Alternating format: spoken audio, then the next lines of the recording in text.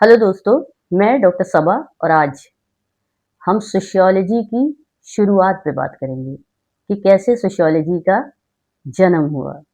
लेकिन हम इसको एक बोरिंग लेक्चर की तरह नहीं ट्रीट करेंगे, बल्कि मैं इसको आपको एक इंटरेस्टिंग कहानी के रूप में समझाऊंगी ताकि आपको याद रह जाए। तो चलिए शुरू करते हैं। एक ऐसी कहानी जिसमें रेवोल्यूशन है, क्योस है, लोगों की परेशानियां हैं और एक ऐसा व्यक्ति है जिसने सोचा आखिर सोसाइटी में इतना सब कुछ क्यों हो रहा है? क्या सोसाइटी को भी साइंटिफिकली समझा जा सकता है? और यहीं से शुरू होती है सोशियोलॉजी की कहानी। कहानी शुरू होती है फ्रांस से। सोचिए, हम लगभग 18वीं सदी के फ्रांस में। फ्रांस उस समय बहुत बड़ी पावरफुल मोनार्की था। राजा था, राजा का शासन था और प्रजा थी। सोसाइटी मुख्य रूप से अलग अलग एस्टेट्स में डिवाइडेड थी। सबसे पहले थे किंग, नोबल्स और क्लर्जी, और फिर आते थे पेजेंट्स, आर्टिसंस और मिडिल क्लास। किंग, नोबल और क्लर्जी प्रिविलेज थे, उनके पास पावर थी। और जो दूसरा सेक्शन था वो हैव्स नॉट का था, उसके पास बिल्कुल भी पावर नहीं थी और सारा टैक्स का भार उसी के ऊपर था। अब स्टूडेंट्स, जब सोसाइटी में इनइक्वालिटी बहुत ज़्यादा बढ़ जाती है तो लोगों को लगता है कि उनके साथ इनजस्टिस हो रहा है, और यहीं से उनके अंदर डिससेटिस्फैक्शन बढ़ जाता है। धीरे धीरे फ्रांस में भी यही होने लगा। लोगों के मन में सवाल आने लगे कि सिर्फ हम ही टैक्स क्यों दें? पावर का कंट्रोल सिर्फ कुछ ही लोगों के हाथ में क्यों है? कुछ ही लोग प्रिविलेज्ड क्यों हैं? क्या सभी इंसान बराबर नहीं है? और फिर आया 1789 का फ्रेंच रेवोल्यूशन। फ्रेंच रेवोल्यूशन सिर्फ राजा के खिलाफ रिवॉल्ट नहीं, फ्रेंच रेवोल्यूशन एक बहुत बड़ा सोशल और पॉलिटिकल ट्रांसफॉर्मेशन था। 1789 में बेस्टील का फॉल हुआ और धीरे धीरे पुरानी सोशल और पॉलिटिकल व्यवस्था हिलने लगी।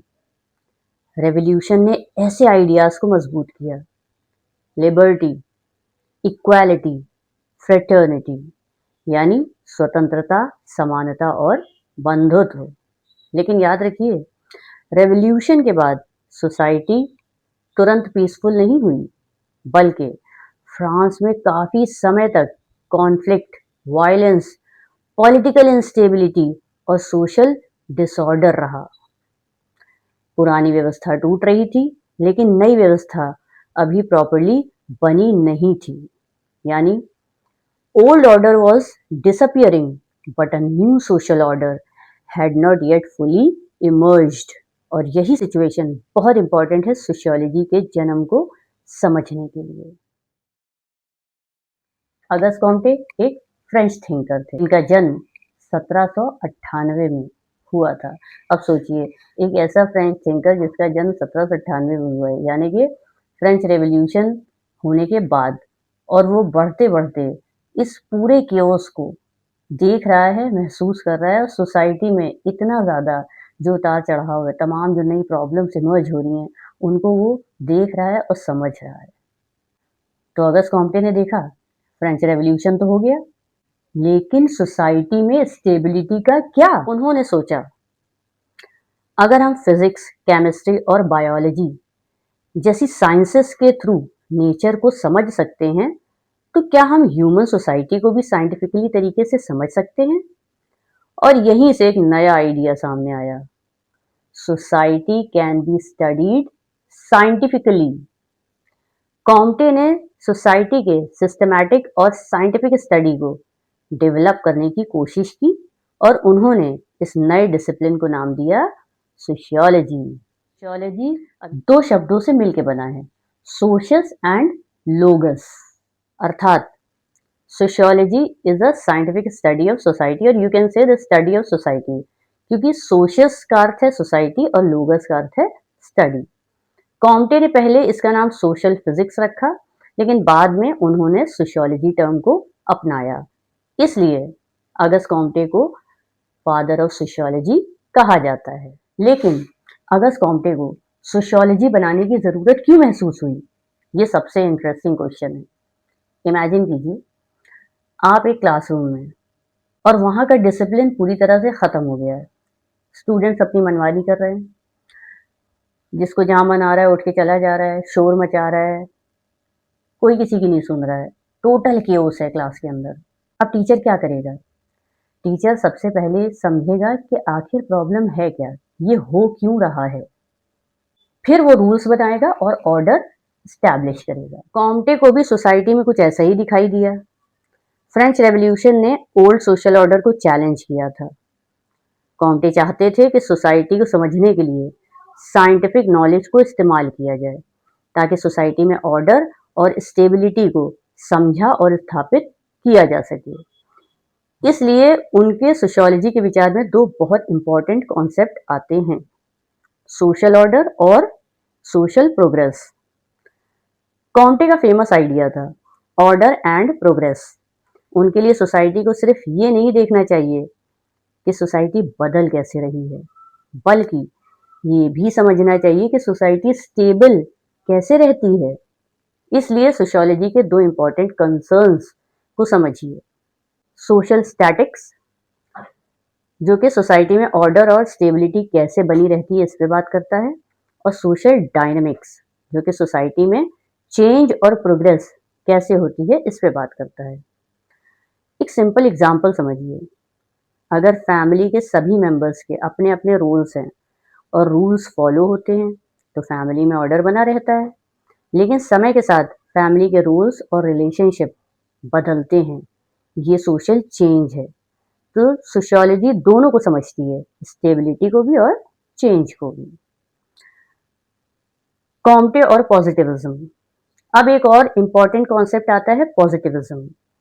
कॉम्टे का मानना था कि सोसाइटी का अध्ययन भी साइंटिफिक मेथड से किया जाना चाहिए। मतलब सिर्फ ये कहना पर्याप्त नहीं है, मुझे लगता है कि सोसाइटी ऐसी है। हमें एविडेंस चाहिए, ऑब्जर्वेशन चाहिए, फैक्ट्स चाहिए, सिस्टमैटिक स्टडी चाहिए, यानी गेस नहीं, एविडेंस। और यही है कॉम्टे का पॉजिटिविज्म। अब लॉ ऑफ थ्री स्टेजेस को समझते हैं। ये कॉम्टे का एक बहुत फेमस थ्योरी है। कॉम्टे के अनुसार ह्यूमन थिंकिंग और सोसाइटी का इंटेलेक्चुअल डेवलपमेंट तीन स्टेजेस से होकर गुजरता है। थियोलॉजिकल स्टेज, पहले लोग नेचुरल और सोशल इवेंट्स को सुपरनैचुरल पावर या गॉड के थ्रू एक्सप्लेन करते थे। उदाहरण के लिए बारिश क्यों हो रही है, तो एक्सप्लेनेशन हो सकता था ईश्वर की इच्छा है। ये है थियोलॉजिकल स्टेज। सेकंड है मेटाफिजिकल स्टेज। इसके बाद एक्सप्लेनेशन थोड़ा एब्स्ट्रैक्ट हो जाता है।